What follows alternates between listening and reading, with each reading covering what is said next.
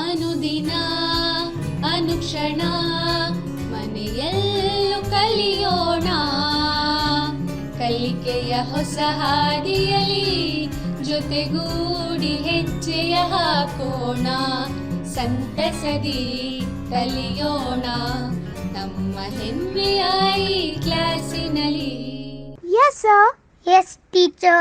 Present ma'am. ಪ್ರಿಯ ವಿದ್ಯಾರ್ಥಿಗಳೇ, ಸಂವೇದ ಈ class ಕಲಿಕಾ ಕಾರ್ಯಕ್ರಮಕ್ಕೆ ತಮ್ಮೆಲ್ಲರಿಗೂ ಆತ್ಮೀಯವಾದಂಥ ಸ್ವಾಗತ.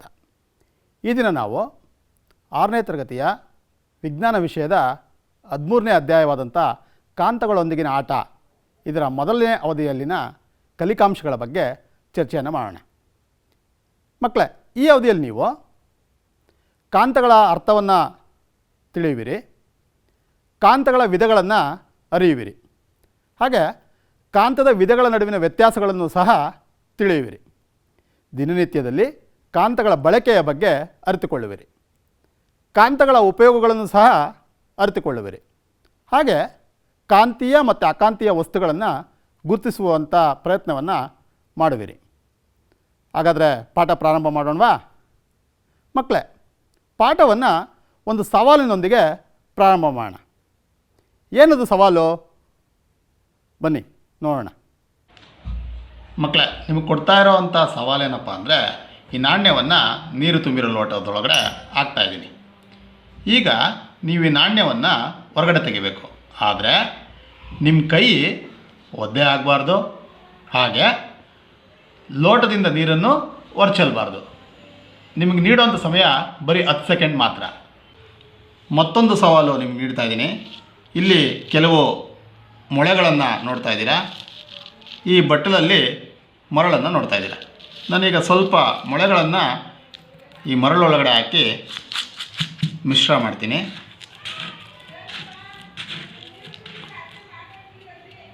ಈಗ ನಿಮಗೆ ಕೊಡ್ತಾ ಇರೋ ಸವಾಲೇನು ಅಂದರೆ, 10 ಸೆಕೆಂಡ್ ಸಮಯದಲ್ಲಿ ಈ ಮೊಳೆಗಳನ್ನೆಲ್ಲ ಬೇರ್ಪಡಿಸಿ ತೆಗಿಬೇಕು. ಸವಾಲನ್ನು ಸ್ವೀಕರಿಸ್ತೀರಾ? ಸವಾಲನ್ನು ನೋಡಿದ್ರಿ ಅಲ್ವ ಮಕ್ಕಳೇ? ಈ ಸವಾಲನ್ನು ಪರಿಹಾರ ಮಾಡೋದು ಹೇಗೆ ಅಂತ ಯೋಚನೆ ಮಾಡ್ತಾಯಿದ್ದೀರಾ? ಕೆಲವರು ಆಗಲೇ ಏನೇನೋ ಆಲೋಚನೆಗಳನ್ನ ಮಾಡಿರ್ಬೋದು. ಆದರೆ ಏನೇ ಯೋಚನೆ ಮಾಡೋದಕ್ಕಿಂತ ಮುಂಚೆ ಒಂದು ವಿಷಯವನ್ನು ಮನಸ್ಸಿನಲ್ಲಿಟ್ಕೊಳ್ಳಿ. ಇದಕ್ಕೆ ಕೆಲವು ಕಂಡೀಷನ್ಗಳಿವೆ. ಒಂದು, ನಿಮ್ಮ ಕೈ ಒದ್ದೆ ಆಗಬಾರ್ದು. ಎರಡನೇದು, ಲೋಟದಿಂದ ನೀರು ಹೊರಗಡೆ ಚೆಲ್ಲಬಾರ್ದು.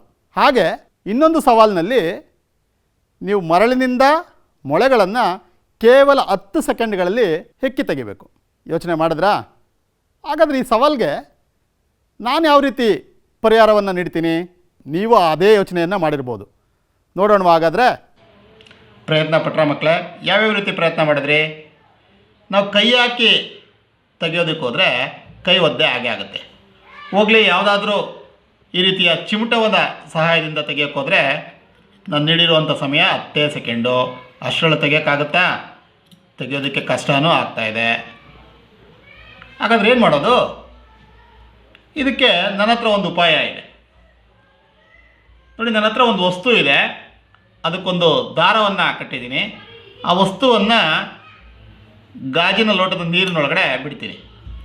ಆ ವಸ್ತು ತಕ್ಷಣ ಆ ನಾಣ್ಯವನ್ನು ಆಕರ್ಷಣೆ ಮಾಡ್ತು. ನೋಡಿ, ನಾಣ್ಯ ಸುಲಭವಾಗಿ ಬಂತು. ನನ್ನ ಕೈಯೂ ಒದ್ದೆ ಆಗಲಿಲ್ಲ, ನೀರನ್ನು ಹೊರಗಡೆ ಚೆಲ್ಲಿಲ್ಲ. ಹಾಗಾದರೆ ಈ ವಸ್ತು ಯಾವುದು? ಈ ಮೊಳೆಗಳನ್ನು ಮರಳಿಂದ ಬೇರ್ಪಡಿಸೋದಕ್ಕೆ ಪ್ರಯತ್ನ ಪಟ್ಟರೆ ಮಕ್ಕಳೇ, ಒಂದೊಂದೇ ತೆಗಿತಾ ಕುಳಿತುಕೊಂಡ್ರೆ ನಾನು ನೀಡಿರುವಂಥ ಸಮಯ ತುಂಬ ಕಡಿಮೆ, ತೆಗೆಯೋದಕ್ಕೆ ಕಷ್ಟ. ಹೇಗೆ ಮಾಡೋದಾಗಾದರೆ? ಇದಕ್ಕೂ ಒಂದು ಉಪಾಯ ಇದೆ. ಇದಕ್ಕೂ ನನ್ನ ಬಳಿ ಒಂದು ವಸ್ತು ಇದೆ. ಈ ವಸ್ತುವನ್ನು ಬಳಸಿ ಸುಲಭವಾಗಿ ನಾವು ಮರಳೊಳಗಡೆ ಇರುವಂಥ ಎಲ್ಲ ಮೊಳೆಗಳನ್ನು ಅತ್ಯಂತ ಕಡಿಮೆ ಸಮಯದಲ್ಲಿ ಹೊರಗಡೆ ತೆಗೆದುಬಿಡ್ಬೋದು. ಈಗ ಗೊತ್ತಾಯ್ತಾ ಈ ವಸ್ತು ಯಾವುದು ಅಂತ? ನೋಡಿದ್ರಿ ಅಲ್ವ ಮಕ್ಕಳೇ? ನಾನಿಲ್ಲಿ ಈ ಸವಾಲನ್ನು ಪರಿಹರಿಸೋದಕ್ಕೆ ಬಳಸಿದಂಥ ವಸ್ತು ಯಾವುದು? ಈ ವಸ್ತುವನ್ನು ನಿಮ್ಮ ನಿತ್ಯ ಜೀವನದಲ್ಲಿ ಎಲ್ಲಾದರೂ ನೋಡಿದ್ದೀರಾ? ನೀವು ಈ ವಸ್ತುವನ್ನು ಬಳಸಿ ಆಟವನ್ನು ಆಡಿರ್ಬೋದು, ಎಲ್ಲೆಲ್ಲಿ ಗಮನಿಸಿರ್ಬೋದು. ಒಮ್ಮೆ ಜ್ಞಾಪಿಸ್ಕೊಳ್ಳೋವಂಥ ಪ್ರಯತ್ನ ಮಾಡೋಣವಾ? ಕೆಲವರು ಜಾಮಿಟ್ರಿ ಬಾಕ್ಸ್ ಬಳಸೋವಂಥ ಮುಚ್ಚಳ ಗಮನಿಸಿದ್ದೀರಾ? ಆ ಮುಚ್ಚಳವನ್ನು ಹಾಕಿದ ತಕ್ಷಣ ಅದು ಅಂಟ್ಕೊಳ್ಳುತ್ತೆ. ಅಲ್ಲಿ ಯಾವುದೇ ರೀತಿಯಾದಂಥ ಲಾಕಿಂಗೂ ಇಲ್ಲ. ಆದರೂ ಕೂಡ ಮುಚ್ಚಳ ಅಂಟ್ಕೊಳ್ಳೋದಕ್ಕೆ ಕಾರಣ ಏನು ಅಂತ ಗಮನಿಸೋದಾದರೆ ಅಲ್ಲಿ ಈ ವಸ್ತು ಇರುತ್ತೆ. ಹಾಗೆ ನಿಮ್ಮ ಮನೆಗಳಲ್ಲಿ, ನಿಮ್ಮ ಶಾಲೆಯಲ್ಲಿ ಮುಖ್ಯೋಪಾಧ್ಯಾಯರ ಟೇಬಲ್ ಮೇಲೆ, ಕೆಲವು ಆಫೀಸ್ಗಳಲ್ಲಿ ಈ ರೀತಿಯ ವಸ್ತುವನ್ನು ನೀವು ನೋಡಿರ್ಬೋದು. ಈ ವಸ್ತು ಗಮನಿಸಿದ್ರೆ ನೀವು ಅದರಲ್ಲಿರೋವಂಥ ಗುಂಡು ಪಿನ್ನುಗಳು ಮೇಲ್ಭಾಗದಲ್ಲೇ ಅಂಟ್ಕೊಂಡಿರೋ ರೀತಿಯಲ್ಲಿ ಕಾಣಿಸುತ್ತೆ. ಇಲ್ಲೂ ಚಿತ್ರದಲ್ಲೂ ಗಮನಿಸ್ತಾ ಇರ್ಬೋದು ನೀವು, ಮೇಲ್ಭಾಗದಲ್ಲೇ ಅಂಟ್ಕೊಂಡಿದೆ. ಇಲ್ಲೂ ಸಹ ಆ ಅಂಟಿಕೊಳ್ಳೋದಕ್ಕೆ ಕಾರಣ ಆ ಗುಂಡು ಪಿನ್ನುಗಳನ್ನು ಹಿಡಿದಿಟ್ಟಿರುವಂಥದ್ದು. ಇದಕ್ಕೂ ಕಾರಣ ಆ ವಸ್ತುವೇ. ಹಾಗೆ ಮನೆಗಳಲ್ಲಿ ಬಳಸುವಂಥ ರೆಫ್ರಿಜಿರೇಟರ್ ಬಾಗಿಲುಗಳಲ್ಲಿ ಆ ಬಾಗಿಲನ್ನು ನೀವು ಹತ್ರ ತೆಗೆದುಕೊಂಡು ಹೋಗಿದ ತಕ್ಷಣ ರೆಫ್ರಿಜಿರೇಟರ್ ತಕ್ಷಣ ಅದನ್ನು ಎಳ್ಕೊಳ್ಳುತ್ತೆ. ಮತ್ತು ಅದು ವಾಪಸ್ ತೆಗೆಯೋದಕ್ಕೆ ಹೋದಾಗ ಗಟ್ಟಿಯಾಗಿ ಅಂಟ್ಕೊಂಡಿರುತ್ತೆ. ನೀವು ರೆಫ್ರಿಜಿರೇಟರ್ ಬಾಗಿಲನ್ನು ಗಮನಿಸಿದ್ರೆ ಅಲ್ಲಿ ಯಾವುದೇ ರೀತಿಯಾದಂಥ ಲಾಕಿಂಗ್ ವ್ಯವಸ್ಥೆ ಇರೋದಿಲ್ಲ. ಆದರೂ ಸಹಿತ ಇದು ಅಷ್ಟು ಬಲವಾಗಿ ಹೇಗೆ ಹಿಡ್ಕೊಳ್ತು? ಇದಕ್ಕೂ ಕಾರಣ ಅದೇ ವಸ್ತುವೇ. ಮತ್ತು ಕೆಲವು ಎಲೆಕ್ಟ್ರಿಕ್ ಶಾಪ್ಗಳಲ್ಲಿ, ನಿಮ್ಮ ಮನೆಗಳಲ್ಲಿ ಉಪಯೋಗಿಸುವಂಥ ಸ್ಕ್ರೂ ಡ್ರೈವರ್ಗಳಲ್ಲಿ ಗಮನಿಸಿ, ಸ್ಕ್ರೂ ಬಿದ್ದೋದ್ರೆ ತಕ್ಷಣ ಆ ಸ್ಕ್ರೂ ಡ್ರೈವರ್ನ ಸ್ಕ್ರೂ ಬಳಿ ತೊಗೊಂಡೋದ್ರೆ ಅದಕ್ಕೆ ಅಂಟ್ಕೊಳ್ಳುತ್ತೆ ಸ್ಕ್ರೂ. ಇಲ್ಲೂ ಕೂಡ ಅದೇ ವಸ್ತುವನ್ನು ಬಳಸಿರ್ತಾರೆ. ಕೆಲವು ಟಿ ವಿ ಶೋಕೇಶ್ಗಳ ಬಾಗಿಲುಗಳು ಈಗ ಹಾಕಿದ ತಕ್ಷಣವೇ ಅಂಟ್ಕೊಳ್ತವೆ. ಹಾಗೆ ಮನೆಗಳಲ್ಲಿ ಬಳಸುವಂಥ ಬಾಗಿಲುಗಳು ಕೂಡ ಮುಂದೆ ಬರದೇ ಇರೋ ರೀತಿಯಲ್ಲಿ ಗೋಡೆಗೆ ಈ ವಸ್ತುವನ್ನೇ ಬಳಸಿ ಆ ಬಾಗಿಲು ಮುಂದಕ್ಕೆ ಬರದೇ ಇರೋ ರೀತಿಯಲ್ಲಿ ತಡೆಯುವಂಥ ಪ್ರಯತ್ನವನ್ನು ಮಾಡಿರ್ತಾರೆ. ಇಲ್ಲೂ ಸಹ ಈ ವಸ್ತು ಬಳಕೆ ಆಗಿರುತ್ತೆ ಮಕ್ಕಳೇ. ಮತ್ತು ಕೆಲವು ಮನೆಗಳಲ್ಲಿ ಕೀ ಹೋಲ್ಡರ್ ಆಗಿ ಈ ವಸ್ತುವನ್ನೇ ಬಳಸ್ತಾರೆ. ಹಾಗಾದರೆ ಇಷ್ಟೆಲ್ಲ ಉಪಯೋಗ ಇರುವಂಥ ವಸ್ತು ಯಾವುದು ನೋಡೋಣವಾ? ಅದೇ ಕಾಂತ ಅಥವಾ ಅಯಸ್ಕಾಂತ. ಏನು ಕಾಂತ ಅಥವಾ ಅಯಸ್ಕಾಂತ ಅಂದರೆ ಏನು? ಕಬ್ಬಿಣವನ್ನು ಆಕರ್ಷಿಸುವ ಗುಣವುಳ್ಳ ಪದಾರ್ಥಗಳನ್ನು ನಾವು ಅಯಸ್ಕಾಂತ ಅಥವಾ ಕಾಂತ ಅಂತ ಕರಿತೀವಿ. ಈ ವಸ್ತುವಿಗೆ ಕಬ್ಬಿಣವನ್ನು ಆಕರ್ಷಿಸುವ ಗುಣ ಇದೆ. ಹಾಗಾಗಿ ಇದನ್ನು ಕಾಂತ ಅಥವಾ ಅಯಸ್ಕಾಂತ ಅಂತ ಕರಿತೀವಿ. ಯಾಕೆ ಅಯಸ್ಕಾಂತ ಅಥವಾ ಕಾಂತ ಅಂತ ಹೆಸರನ್ನು ಕೊಟ್ವಿ ಅಂತ ನೋಡೋದಾದರೆ, ನೀವು ಕನ್ನಡ ವ್ಯಾಕರಣದಲ್ಲಿ ಮಕ್ಕಳೇ ಸಂಧಿಗಳಲ್ಲಿ ಪದಗಳನ್ನು ಬಿಡಿಸಿರ್ತೀರ. ಈ ಅಯಸ್ಕಾಂತ ಪದವನ್ನು ಬಿಡಿಸಿದಾಗ ಏನಾಗುತ್ತೆ ನೋಡೋಣವಾ? ಇದನ್ನು ಬಿಡಿಸ್ಬಾರ್ದ್ರೆ ಅಯಸ್ ಪ್ಲಸ್ ಕಾಂತ, ಅಯಸ್ಕಾಂತ ಅಂತ ಆಗುತ್ತೆ. ಪ್ರತಿ ಪದದ ಅರ್ಥವನ್ನು ನೋಡೋದಾದರೆ ಅಯಸ್ ಅಂದರೆ ಕಬ್ಬಿಣ, ಕಾಂತ ಅಂದರೆ ಆಕರ್ಷಿಸುವುದು. ಈಗ ನಿಮಗೆಲ್ಲ ಅರ್ಥ ಆಗಿರ್ಬೋದು ಯಾಕೆ ನಾವು ಈ ವಸ್ತುವಿಗೆ ಅಯಸ್ಕಾಂತ ಅಥವಾ ಕಾಂತ ಅಂತ ಕರಿತಾ ಇದ್ದೀವಿ ಅಂತ. ಮೊದಲ ಬಾರಿಗೆ ಈ ಗುಣವನ್ನು ಕಂಡುಹಿಡಿದವರು ಯಾರು ಅಂತ ಗಮನಿಸೋದಾದರೆ ಅದಕ್ಕೊಂದು ತುಂಬ ರೋಚಕವಾದಂಥ ಕಥೆನೇ ಇದೆ. ಪ್ರಾಚೀನ ಗ್ರೀಸ್ನಲ್ಲಿ ಮ್ಯಾಗ್ನಸ್ ಅನ್ನೋನೊಬ್ಬ ಕುರಿ ಕಾಯೋನಿದ್ದ. ಅವನು ತನ್ನ ಕುರಿಗಳನ್ನು ಕಾಯೋದಕ್ಕೆ ಸಹಾಯ ಆಗಲಿ ಅಂತ ಒಂದು ದೊಡ್ಡ ಕೋಲನ್ನು ಬಳಸ್ತಾ ಇದ್ದ. ಆ ಕೋಲಿನ ತುದಿಗೆ ನೀವು ಚಿತ್ರದಲ್ಲಿ ಗಮನಿಸಿ ಒಂದು ಕಬ್ಬಿಣದ ತುಂಡನ್ನು ಜೋಡಿಸಲಾಗಿತ್ತು. ಒಮ್ಮೆ ಅವನು ಪರ್ವತ ಪ್ರದೇಶಕ್ಕೆ ಮೇಯಿಸೋದಕ್ಕೆ ತನ್ನ ಕುರಿಗಳನ್ನೆಲ್ಲ ಕರ್ಕೊಂಡೋದ. ಆ ಕುರಿಗಳನ್ನೆಲ್ಲ ಕರ್ಕೊಂಡೋದಾಗ ಅವನು ಗಮನಿಸಿದ್ದೇನಪ್ಪ ಅಂದರೆ ಆ ಪರ್ವತ ಪ್ರದೇಶದಲ್ಲಿನ ಕೆಲವು ಶಿಲೆಗಳು ಅವನ ಕೋಲಿನಲ್ಲಿರುವಂಥ ಕಬ್ಬಿಣವನ್ನು ಸೆಳೀತಾ ಇದ್ವು. ಕೆಲವೊಮ್ಮೆ ಗಟ್ಟಿಯಾಗಿ ಅಂಟ್ಕೊಳ್ತಿತ್ತು ಆ ಕೋಲು. ಅವನಿಗೆ ಆಶ್ಚರ್ಯ ಆಯಿತು, ಯಾಕಿದು ಹೀಗಾಗ್ತಾ ಇದೆ ಅಂತ. ಅವನು ಕಬ್ಬಿಣ ಇಲ್ಲದೇ ಇರೋವಂಥ ತುದಿಯ ಕೋಲನ್ನು ಸಹ ಮುಟ್ಟಿಸಿ ನೋಡ್ದ. ಆದರೆ ಅಲ್ಲಿ ಯಾವುದೇ ಆಕರ್ಷಣೆ ಕಂಡು ಬರಲಿಲ್ಲ. ಆದರೆ ಕಬ್ಬಿಣ ಇರೋ ತುದಿಯನ್ನು ಹತ್ರ ತಂದಾಗ ಮಾತ್ರ ಆ ಶಿಲೆ ಕೋಲನ್ನು ಸೆಳೀತಾ ಇತ್ತು. ಅವನಿಗೆ ಆಶ್ಚರ್ಯ ಆಯಿತು. ಹಾಗಾಗಿ ಅವನು ಮೊದಲನೇ ಬಾರಿಗೆ ಕಬ್ಬಿಣವನ್ನು ಆಕರ್ಷಿಸುವಂತಹ ವಸ್ತುವನ್ನು ಕಂಡಿಡ್ದ. ಈ ಕಥೆಯಲ್ಲಿ ಕೋಲು ಅಂತ ನಾವು ಹೇಳ್ತಾ ಇದ್ದೀವಿ. ಕೆಲವರು ಅವನು ಹಾಕ್ಕೊಂಡಿರುವಂಥ ಚಪ್ಪಲಿ, ಆ ಚಪ್ಪಲಿಯ ಕೆಳಭಾಗದಲ್ಲಿ ಇದ್ದಂಥ ಮೊಳೆಗಳು ಈ ಶಿಲೆಗೆ ಅಂಟ್ಕೊಳ್ತಿದ್ವು ಅಂತ ಸಹ ಹೇಳ್ತಾರೆ. ಅದು ಚಪ್ಪಲಿಯ ಮೊಳೆ ಆಗಿರಲಿ ಅಥವಾ ಆ ಕೋಲಿನಲ್ಲಿದ್ದಂಥ ಕಬ್ಬಿಣದ ತುಂಡಾಗಿರಲಿ, ಒಟ್ಟಿನಲ್ಲಿ ಮ್ಯಾಗ್ನಸ್ ಅನ್ನೋನು ಈ ಕಬ್ಬಿಣವನ್ನು ಆಕರ್ಷಿಸುವ ವಸ್ತುವನ್ನು ಮೊದಲ ಬಾರಿಗೆ ಕಂಡುಕೊಂಡ ಅನ್ನೋದ್ರಲ್ಲಂತೂ ಎಲ್ಲರ ಒಪ್ಪಿಗೆ ಇದೆ. ಹಾಗಾಗಿ ಈ ಮ್ಯಾಗ್ನಸ್ನ ಜ್ಞಾಪಕಾರ್ಥವಾಗಿ ಈ ವಸ್ತುವಿಗೆ ಮ್ಯಾಗ್ನೆಟ್ ಅನ್ನೋ ಹೆಸರನ್ನು ಕೊಟ್ಟರು. ನಾವು ಕನ್ನಡದಲ್ಲಿ ಅದನ್ನು ಅಯಸ್ಕಾಂತ ಅಂತೇಳಿ ಕರಿತೀವಿ ಮಕ್ಕಳು. ಈ ಮ್ಯಾಗ್ನೆಟ್ನಲ್ಲಿ ಯಾವ್ಯಾವ ವಿಧಗಳಿದ್ದಾವೆ ಅಂತ ನೋಡೋದಾದರೆ ಇದನ್ನು ಹಲವಾರು ರೀತಿಯಲ್ಲಿ ವರ್ಗೀಕರಣವನ್ನು ಮಾಡ್ತಾರೆ. ನಾವು ಕೆಲವೊಂದು ರೀತಿಯ ವರ್ಗೀಕರಣವನ್ನು ಗಮನಿಸೋಣ. ಈಗ ಒಂದು ಶಾಶ್ವತ ಕಾಂತಗಳು, ಮತ್ತೊಂದು ವಿಧ ತಾತ್ಕಾಲಿಕ ಕಾಂತಗಳು. ಈ ಶಾಶ್ವತ ಕಾಂತಗಳು ಅಂತ ಹೇಳಿದ್ರೆ ಏನು ಅಂತ ಗಮನಿಸೋದಾದರೆ, ಯಾವಾಗಲೂ ಕಾಂತೀಯ ಗುಣವನ್ನು ಹೊಂದಿರುವ ಕಾಂತಗಳನ್ನು ನಾವು ಶಾಶ್ವತ ಕಾಂತಗಳು ಅಂತ ಕರಿತೀವಿ. ಅಂದರೆ ಈ ಕಾಂತಗಳಿಗೆ ಎಲ್ಲ ಸಂದರ್ಭದಲ್ಲಿಯೂ ಆಕರ್ಷಣ ಗುಣ ಇರುತ್ತೆ. ಹಾಗಾಗಿ ಇವನ್ನು ಶಾಶ್ವತ ಕಾಂತಗಳು ಅಂತ ಕರೀತೀವಿ. ಈ ಶಾಶ್ವತ ಕಾಂತಗಳಲ್ಲೂ ಹಲವಾರು ರೀತಿಯಲ್ಲಿ ವಿಭಾಗವನ್ನು ಮಾಡ್ತಾರೆ. ಅದರಲ್ಲಿ ನೈಸರ್ಗಿಕ ಕಾಂತಗಳು, ಇನ್ನೊಂದು ವಿಧ ಕೃತಕ ಕಾಂತಗಳು.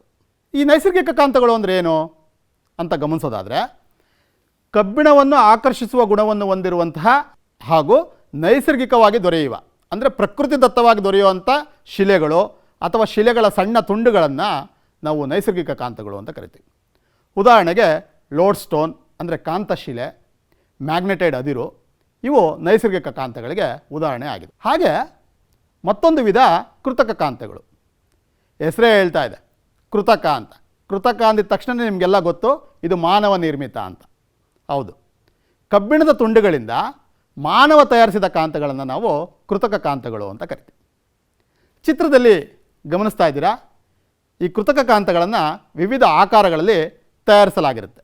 ಹಾಗೆ ಆಕಾರಕ್ಕೆ ತಕ್ಕಂತೆ ಇದಕ್ಕೆ ಹೆಸರನ್ನು ಸಹ ನೀಡಲಾಗಿರುತ್ತೆ. ಹಾಗಾದರೆ ಯಾವ್ಯಾವ ರೀತಿಯ ಕೃತಕ ಕಾಂತಗಳಿದ್ದಾವೆ ಒಮ್ಮೆ ನೋಡೋಣವಾ? ವಿವಿಧ ರೀತಿಯ ಕೃತಕ ಕಾಂತಗಳು ನೋಡಿ.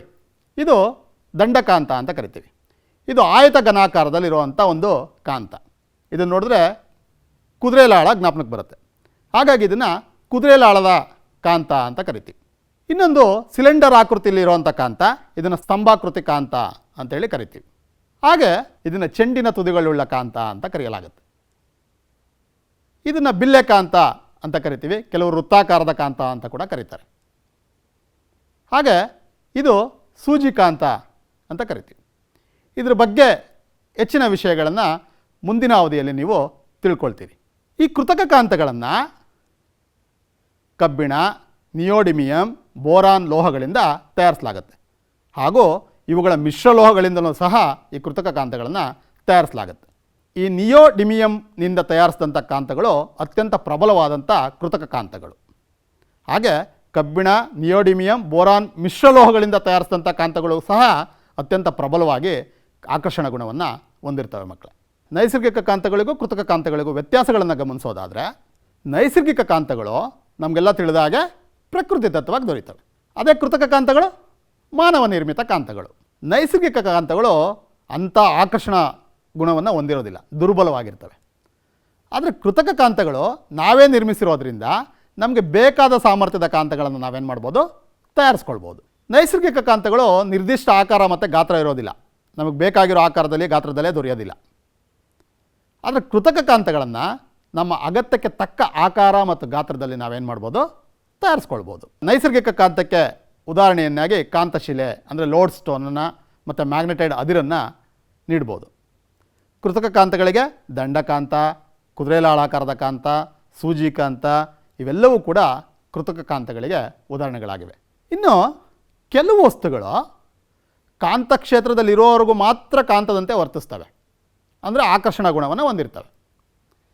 ಕಾಂತಕ್ಷೇತ್ರದಿಂದ ದೂರ ಮಾಡಿದ್ರೆ ಅಥವಾ ಕಾಂತಕ್ಷೇತ್ರವನ್ನು ಒದಗಿಸ್ತಾ ಇರೋದನ್ನ ನಿಲ್ಲಿಸಿದ್ರೆ ತಕ್ಷಣ ಅವು ತಮ್ಮ ಆಕರ್ಷಣ ಗುಣವನ್ನು ಕಳ್ಕೊಳ್ತವೆ. ಇಂಥ ವಸ್ತುಗಳನ್ನು ನಾವು ತಾತ್ಕಾಲಿಕ ಕಾಂತಗಳು ಅಂತ ಕರಿತೀವಿ. ಹೇಗೆ ತಯಾರಿಸೋದು ಇದನ್ನು ಅಂತ ಗಮನಿಸೋದಾದರೆ, ಒಂದು ಮೆದು ಕಬ್ಬಿಣದ ತುಂಡನ್ನು ತೆಗೆದುಕೊಂಡು ಅದನ್ನು ಕಾಂತದ ಮೇಲೆ ಒಂದೇ ದಿಕ್ಕಿಗೆ ಉಜ್ಜಿದಾಗ ಈ ರೀತಿಯ ಕೃತಕ ಕಾಂತಗಳು ತಯಾರಿಸ್ಕೊಳ್ಬೋದು. ಹಾಗೆ ಒಂದು ಮೆದು ಕಬ್ಬಿಣದ ಮೊಳೆಗೆ ವಿದ್ಯುತ್ತನ್ನು ಹರಿಸಿದಾಗಲೂ ಸಹ ಆ ಮೊಳೆ ಕಾಂತದಂತೆ ವರ್ತಿಸುತ್ತೆ. ವಿದ್ಯುತ್ ಹರಿಯೋದನ್ನ ನಿಲ್ಲಿಸಿದ್ರೆ ಅದರ ಕಾಂತೀಯ ಶಕ್ತಿಯನ್ನು ಕಳ್ಕೊಳ್ಳುತ್ತೆ. ಹಾಗಾಗಿ ಇದನ್ನು ಸಹ ತಾತ್ಕಾಲಿಕ ಕಾಂತ ಅಂತೇಳಿ ಕರಿತೀವಿ. ಈ ಶಾಶ್ವತ ಕಾಂತಕ್ಕೂ ತಾತ್ಕಾಲಿಕ ಕಾಂತಕ್ಕೂ ವ್ಯತ್ಯಾಸಗಳೇನು ಅಂತ ಗಮನಿಸೋದಾದರೆ, ಶಾಶ್ವತ ಕಾಂತಗಳು ಯಾವಾಗಲೂ ಕಾಂತೀಯ ಗುಣವನ್ನು ಹೊಂದಿರ್ತವೆ. ಅದೇ ತಾತ್ಕಾಲಿಕ ಕಾಂತಗಳು ಬಲವಾದ ಕಾಂತಕ್ಷೇತ್ರದಲ್ಲಿದ್ದಾಗ ಮಾತ್ರ ಕಾಂತೀಯ ಗುಣವನ್ನು ಹೊಂದಿರ್ತವೆ. ಶಾಶ್ವತ ಕಾಂತಗಳನ್ನ ಗಟ್ಟಿಯಾದ ವಸ್ತುಗಳಿಂದ ಮಾಡಿರ್ತೀವಿ. ಅದೇ ತಾತ್ಕಾಲಿಕ ಕಾಂತಗಳು ಮೃದುವಾದ, ಕೆಲವೊಮ್ಮೆ ಗಟ್ಟಿಯಾದ ವಸ್ತುಗಳಿಂದನೂ ಸಹ ಮಾಡಲ್ಪಟ್ಟಿರ್ತವೆ. ಶಾಶ್ವತ ಕಾಂತಗಳಿಗೆ ಕಾಂತೀಯ ಬಲ ನಿರ್ದಿಷ್ಟವಾಗಿರುತ್ತೆ. ಅಂದರೆ ಈ ಶಾಶ್ವತ ಕಾಂತದ ಅಡಿಯಲ್ಲಿ ಬರುವಂಥ ಕೃತಕ ಕಾಂತಗಳನ್ನ ನಮಗೆ ಬೇಕಾದಂಥ ಸಾಮರ್ಥ್ಯಕ್ಕೆ ತಯಾರಿಸ್ಕೊಳ್ತೀವಿ. ಆದರೆ ಒಮ್ಮೆ ತಯಾರಿಸಿದ ಮೇಲೆ ಅದರ ಕಾಂತೀಯ ಶಕ್ತಿನ ಹೆಚ್ಚು ಮಾಡೋದಕ್ಕೆ ಬರೋದಿಲ್ಲ. ಅದಕ್ಕೋಸ್ಕರನೇ ಕಾಂತೀಯ ಬಲ ಏನಾಗಿರುತ್ತೆ, ನಿರ್ದಿಷ್ಟವಾಗಿರುತ್ತೆ. ಆದರೆ ತಾತ್ಕಾಲಿಕ ಕಾಂತಗಳು ಆಗಲ್ಲ. ಕಾಂತೀಯ ಬಲವನ್ನು ಯಾವಾಗ ಬೇಕೋ ಆಗ ನಾವು ಹೆಚ್ಚು ಅಥವಾ ಕಡಿಮೆಯನ್ನು ಮಾಡ್ಬೋದು. ಧ್ರುವಗಳನ್ನು ಶಾಶ್ವತ ಕಾಂತಗಳಲ್ಲಿ ಬದಲಾಯಿಸಲಾಗೋದು. ಅದೇ ತಾತ್ಕಾಲಿಕ ಕಾಂತಗಳಲ್ಲಿ ಧ್ರುವಗಳನ್ನು ಬದಲಾಯಿಸ್ಬೋದು.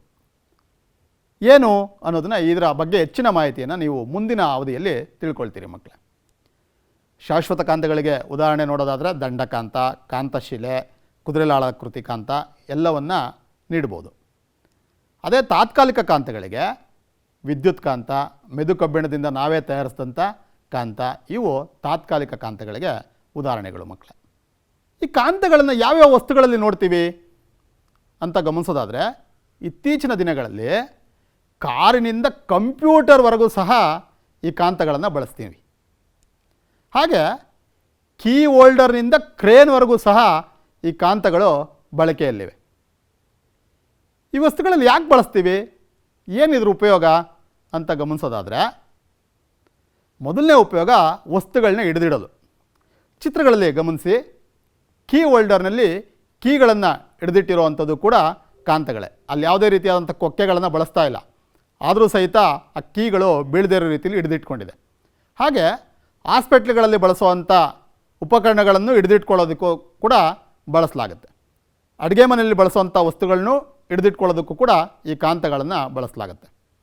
ಹಾಗೆ ನೀವು ಮಕ್ಕಳು ಗಮನಿಸಿರ್ಬೋದು, ಚೆಸ್ ಬೋರ್ಡನ್ನು ಆಟ ಆಡುವಾಗ ಗಮನಿಸಿ, ಕೆಲವು ಚೆಸ್ ಬೋರ್ಡ್ಗಳು ಮ್ಯಾಗ್ನೆಟಿಕ್ ಚೆಸ್ ಬೋರ್ಡ್ಗಳಾಗಿರ್ತವೆ. ಅದರಲ್ಲಿರುವಂಥ ರಾಜ, ರಾಣಿ, ಪಾನ್ಗಳು ಕೆಳಗೆ ಬೀಳದೇ ಇರೋ ರೀತಿಯಲ್ಲಿ ಈ ಕಾಂತಗಳನ್ನ ಅಳವಡಿಸಿ ತಯಾರಿಸಲಾಗಿರುತ್ತೆ. ಗಮನಿಸಿದಿರಲ್ವಾ? ಮತ್ತೊಂದು ಉಪಯೋಗ ಅಂತ ಹೇಳಿದ್ರೆ, ಆಹಾರ ಪದಾರ್ಥಗಳಲ್ಲಿ ಏನಾದರೂ ಕಬ್ಬಿಣದ ಚೂರುಗಳು ಸೇರಿದರೆ ಅದನ್ನು ಬೇರ್ಪಡಿಸೋದಕ್ಕೆ ಈ ಕಾಂತಗಳು ಉಪಯೋಗಕ್ಕೆ ಬರ್ತವೆ. ದೊಡ್ಡ ದೊಡ್ಡ ಪ್ಯಾಕೇಜಿಂಗ್ ಇಂಡಸ್ಟ್ರಿಗಳಲ್ಲಿ ಆಹಾರ ಪದಾರ್ಥಗಳಲ್ಲಿ ಬೆರೆತಿರುವಂಥ ಸಣ್ಣ ಸಣ್ಣ ಕಬ್ಬಿಣದ ಚೂರುಗಳನ್ನು ಪ್ರತ್ಯೇಕಿಸೋದಕ್ಕೆ ಈ ಮ್ಯಾಗ್ನೆಟಿಕ್ ರೋಲರ್ಗಳನ್ನ ಬಳಸಲಾಗುತ್ತೆ. ಇದು ಅದರಲ್ಲಿ ಬೆರೆತಿರುವಂಥ ಕಬ್ಬಿಣದ ಚೂರುಗಳನ್ನು ಹೊರತೆಗೆಯೋದಕ್ಕೆ ಸಹಾಯಕಾರಿ ಆಗಿರುತ್ತೆ. ಹಾಗೆ ವಿದ್ಯುತ್ ಜನಕಗಳಲ್ಲಿ ನೀವು ಗಮನಿಸ್ತಾ ಇದ್ದೀರಾ, ಈ ವಸ್ತುವನ್ನು ನೋಡಿದ್ದೀರಾ? ವಿದ್ಯುತ್ ದೀಪಗಳಿರುವಂಥ ಸೈಕಲ್ಗಳಲ್ಲಿ ಈ ರೀತಿಯ ಒಂದು ವಿದ್ಯುತ್ ಜನಕಗಳನ್ನು ಬಳಸ್ತಾ ಇದ್ದರು. ಈ ವಿದ್ಯುತ್ ಜನಕಗಳು ಯಾಂತ್ರಿಕ ಶಕ್ತಿಯನ್ನು ವಿದ್ಯುತ್ ಶಕ್ತಿಯನ್ನಾಗಿ ಪರಿವರ್ತಿಸ್ತವೆ. ಈ ವಿದ್ಯುತ್ ಜನಕಗಳಲ್ಲಿ ಕಾಂತಗಳನ್ನು ಬಳಸಿರ್ತಾರೆ. ಹಾಗೆ ಇದನ್ನು ಗಮನಿಸಿದ್ರೆ, ಇದು ವಿದ್ಯುತ್ ಮೋಟಾರ್. ಈ ವಿದ್ಯುತ್ ಮೋಟಾರಲ್ಲೂ ಸಹ ಕಾಂತಗಳನ್ನ ಬಳಸಿರ್ತಾರೆ. ಇಲ್ಲಿ ಕಾಂತಗಳು ವಿದ್ಯುತ್ ಶಕ್ತಿಯನ್ನು ಯಾಂತ್ರಿಕ ಶಕ್ತಿಯನ್ನಾಗಿ ಪರಿವರ್ತಿಸ್ತವೆ.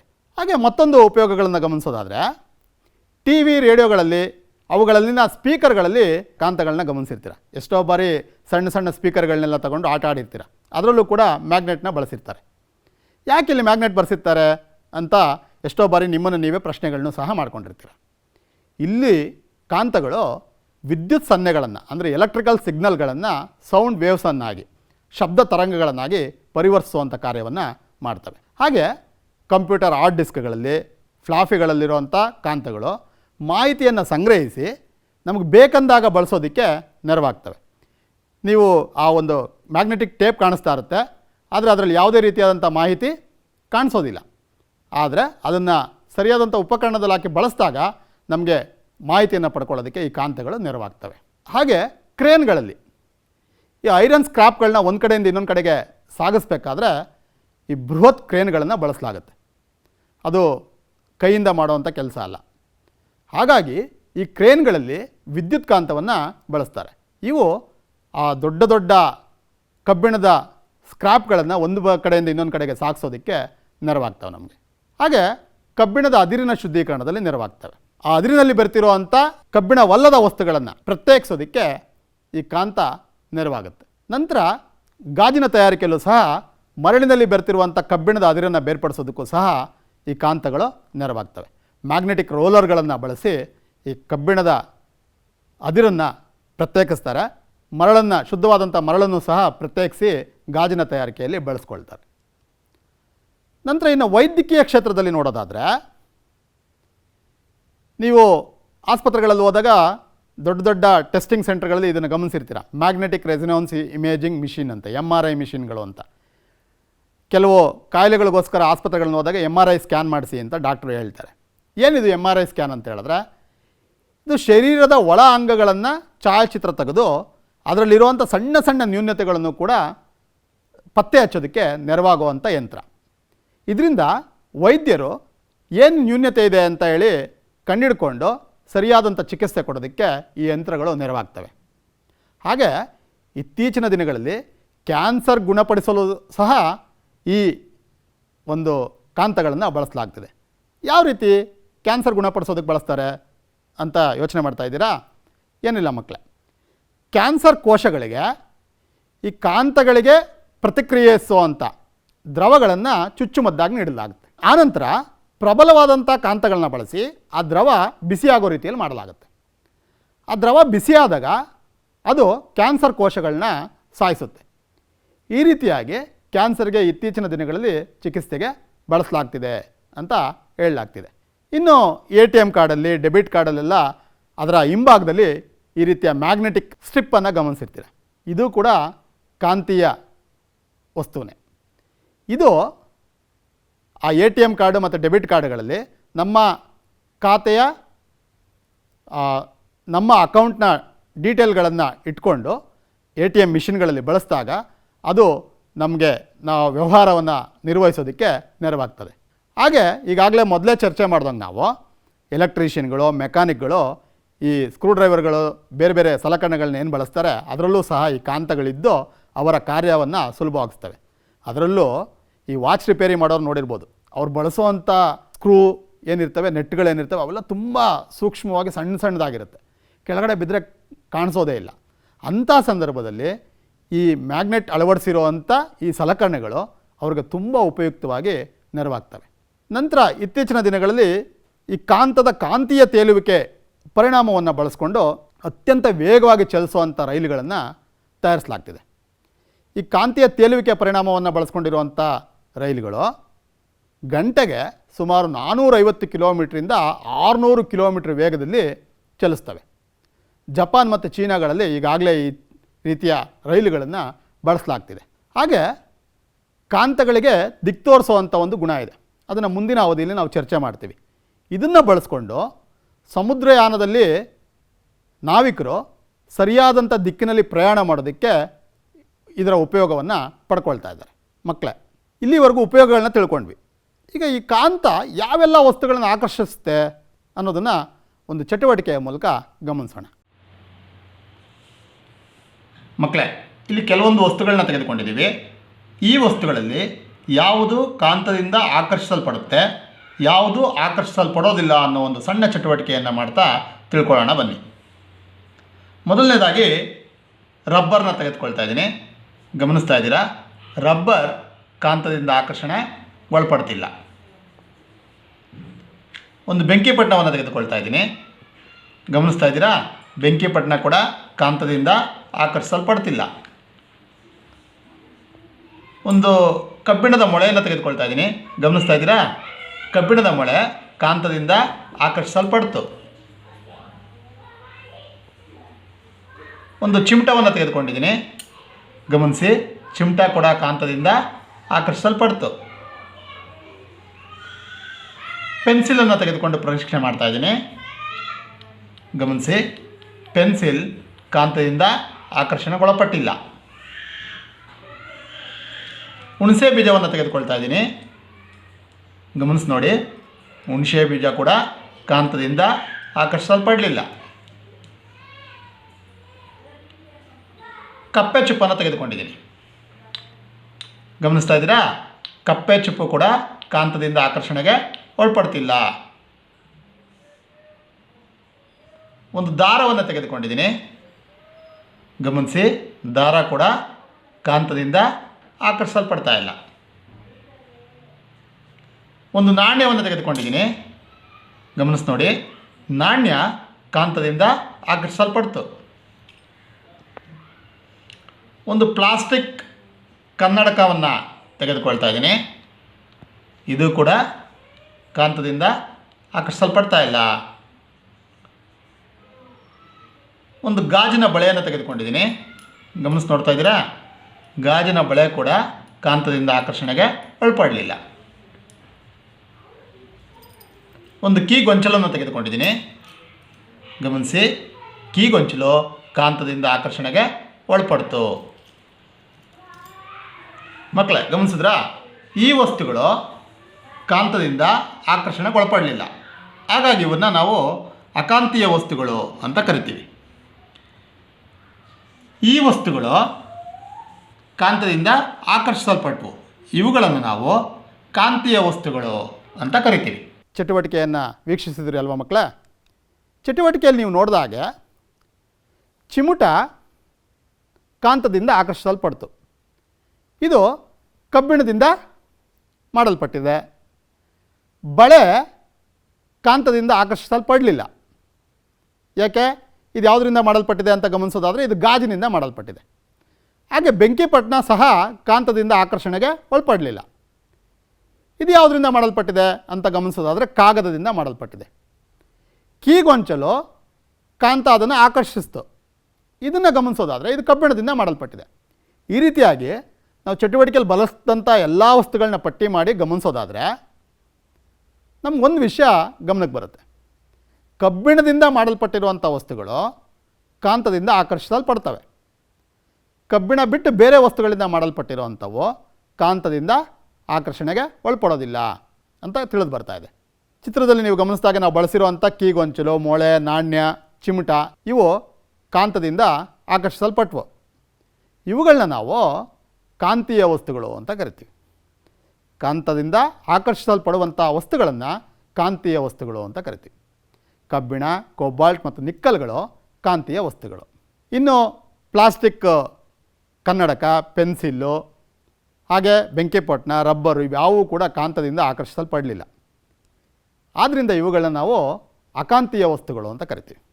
ಉದಾಹರಣೆಗೆ ರಬ್ಬರ್, ಪ್ಲಾಸ್ಟಿಕ್, ಕಾಗದ, ಗಾಜು ಇತ್ಯಾದಿಗಳಿಂದ ತಯಾರಿಸಿದಂಥ ವಸ್ತುಗಳು ಕಾಂತದಿಂದ ಆಕರ್ಷಣೆಗೆ ಒಳಪಡೋದಿಲ್ಲ. ಇವುಗಳು ಅಕಾಂತೀಯ ವಸ್ತುಗಳು.